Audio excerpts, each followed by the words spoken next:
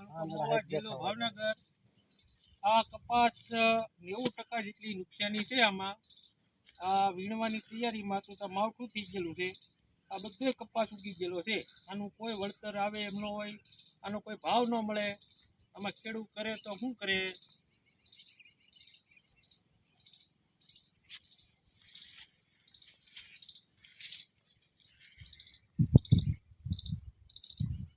આમાં રામ દેખાય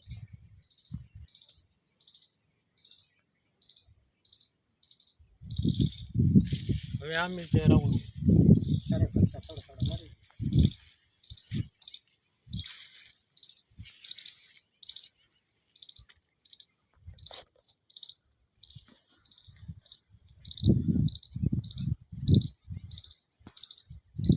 આમાં ખેડૂને કાંઈ પાછળ વધવાનું નથી।